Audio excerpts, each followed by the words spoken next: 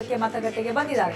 ಹಾಗೇನೆ ಬಹಳಷ್ಟು ಜನ ತಮ್ಮ ತಮ್ಮ ಹಕ್ಕನ್ನ ಚಲಾಯಿಸೋದಕ್ಕೆ ಪ್ರಮುಖ ಪ್ರಭಾವಿ ನಾಯಕರುಗಳು ಬಹಳಷ್ಟು ಜನ ಎಲ್ಲರೂ ಏನು ತಮ್ಮ ತಮ್ಮ ಹಕ್ಕನ್ನ ಚಲಾಯಿಸುವಂತಹ ನಿಟ್ಟಿನಲ್ಲಿ ಕಾರ್ಯಪ್ರವೃತ್ತರಾಗ್ತಿದ್ದಾರೆ. ಯಾಕಂದ್ರೆ ಈಗಷ್ಟೇ 7 ಗಂಟೆಗೆ ಮತದಾನ ಪ್ರಕ್ರಿಯೆ ಆರಂಭ ಆಗಿದೆ.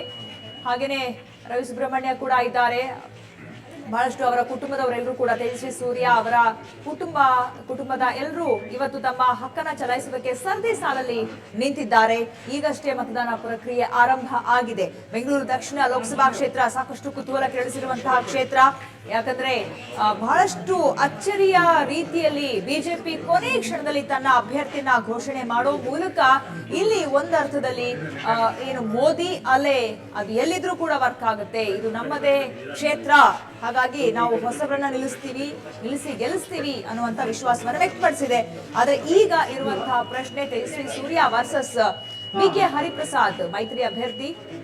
ಇವರ ನಡುವಿನ ಈ ಒಂದು ಜಿದ್ದಾಜಿದ್ದಿ ಅಥವಾ ಪೈಪೋಟಿ ಏನಿದೆ ಕಳೆದ ಬಾರಿಯ ಲೋಕಸಭಾ ಚುನಾವಣೆಯಂತೆ ಈ ಬಾರಿ ಆ ಕ್ಷೇತ್ರದಲ್ಲಿ ಇಲ್ಲ. ಹಾಗಾಗಿ ಈಗ ಯಾವ ರೀತಿ ಇರುತ್ತೆ ಅನ್ನುವಂತ ಕುತೂಹಲ ಸಹಜವಾಗಿದೆ.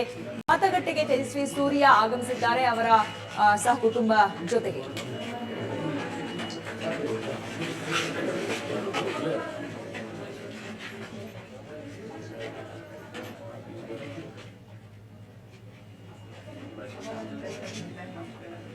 ಸುಬ್ರಹ್ಮಣ್ಯ ಇದ್ದಾರೆ, ಹಾಗೇನೆ ತೇಜಸ್ವಿ ಸೂರ್ಯ ಅವರಿದ್ದಾರೆ.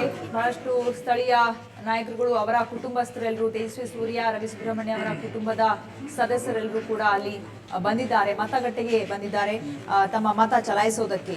ಸಾಕಷ್ಟು ತಮ್ಮ ಏನು ಪ್ರಖರ ಮಾತಿನ ಮೂಲಕ ಪ್ರಖರ ಭಾಷಣದ ಮೂಲಕವೇ ಗಮನ ಸೆಳೆದಂತಹ ಯುವ ನಾಯಕ ತೇಜಸ್ವಿ ಸೂರ್ಯ ಈ ಬಾರಿ ಬೆಂಗಳೂರು ದಕ್ಷಿಣ ಲೋಕಸಭಾ ಕ್ಷೇತ್ರದ ಕಣದಲ್ಲಿದ್ದಾರೆ.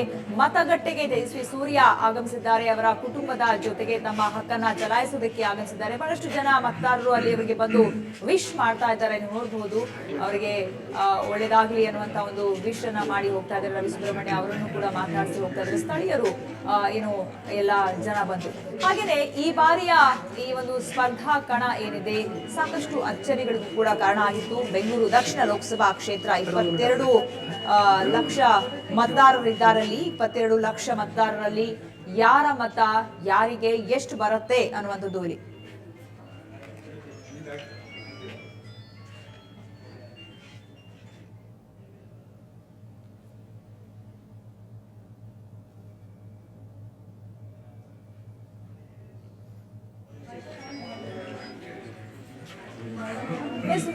ಮತಗಟ್ಟೆಗೆ ತೇಜಸ್ವಿ ಸೂರ್ಯ ಅವರ ಕುಟುಂಬಸ್ಥರ ಜೊತೆಗೆ ಬಂದಿದ್ದಾರೆ. ರವಿ ಸುಬ್ರಹ್ಮಣ್ಯ ಅವರು ಕೂಡ ಇದ್ದಾರೆ ಅವರ ಜೊತೆಗೆ.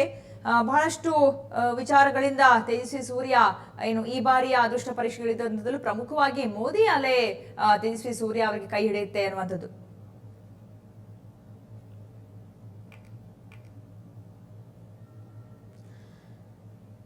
ಈ ಹಿಂದಿನ ಚುನಾವಣೆಗಳಲ್ಲಿ ಅಭ್ಯರ್ಥಿ ಆಯ್ಕೆ ಮಾಡೋದ್ರಲ್ಲಿ ಕಾಂಗ್ರೆಸ್ ಸುಸ್ತಾಗ್ತಿತ್ತು. ಆದರೆ ಈ ಬಾರಿ ಮೈತ್ರಿ ಏನು ನಿಯಮದಂತೆ ಕ್ಷೇತ್ರಗಳ ಹಂಚಿಕೆ ಆಗುತ್ತೆ.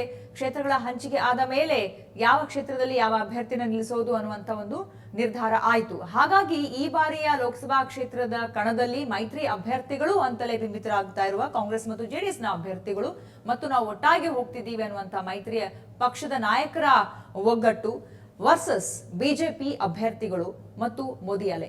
ಈ ಎರಡೂ ಆಯಾಮಗಳಲ್ಲೂ ಕೂಡ ಯಾವ ರೀತಿ ಅಭ್ಯರ್ಥಿಗಳ ಅದೃಷ್ಟ ಪರೀಕ್ಷೆಯಲ್ಲಿ ಗೆಲ್ತಾರೆ ಅನ್ನುವಂಥದ್ದು ಕೂಡ ಬಹಳಷ್ಟು ಕುತೂಹಲ ಎಡೆ ಮಾಡಿಕೊಟ್ಟಿದೆ.